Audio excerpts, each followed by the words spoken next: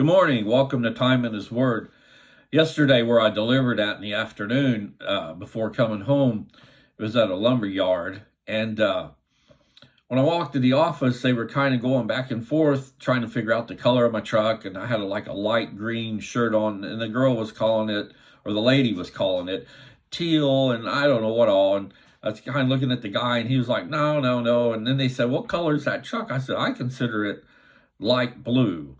And he's like, see, I told you so. And he said it wasn't what she had said. But anyway, they were laughing about it. They was having a laugh about it. And I joined in. We laughed some.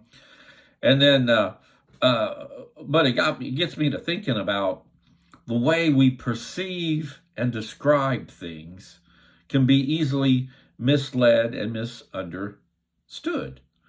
And especially when it comes to studying the Bible and the people who authors and preachers whom we listen to and buy books of, we have to be careful and make sure that the teaching that they're doing is biblically out of the Bible. And it's just not, a lot of it's your thoughts and interpretation. And I'm quick to tell you that on here that, I've not been to seminary. I'm not a preacher. I'm just somebody who likes to share messages. And I try to take everyday events and tie it to Scripture so that we can better understand the Scripture. And I'm always open for if somebody has a different idea or an idea of doing a message on, just leave it in the comments and I'll see what I can do. And I do the same even in the books that I've written. I take everyday events and I tie them into Scripture so that we can better understand what the passage is trying to say. And I have the preacher of the church and a couple of the elders, while they're not real hands-on, I've talked to them in the past, and they know that if they see or read something I've done and I'm off base, to call me and let me know so I can correct it. I've never had that happen because a few times I've wanted to use a verse one way or another, and I didn't think it was right, or I was stretching it, and I would call and talk to them to make sure, because the last thing I want to do is mislead somebody. That's not my intentions whatsoever. But like I said before, everything you hear me say is my opinion, the way I understand Scripture, and I do, and I've gotten lax in the last few years on reading. I love to read, and it just, I'm like anybody else. I get parked at the end of the day and get relaxed and eat a little bit of supper, and then I'm looking at Facebook and YouTube channels, the little movie clips and stuff, and the next thing I know, it's bedtime.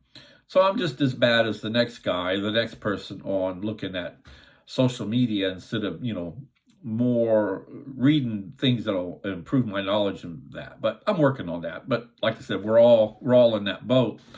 But what I'm getting at is we have to be careful, and this includes me as well.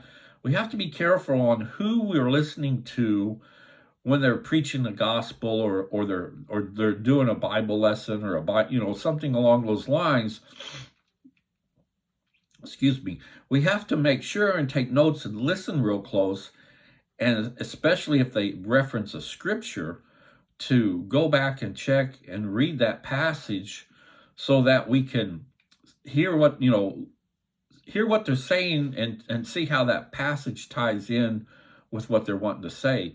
Sometimes they're way off base.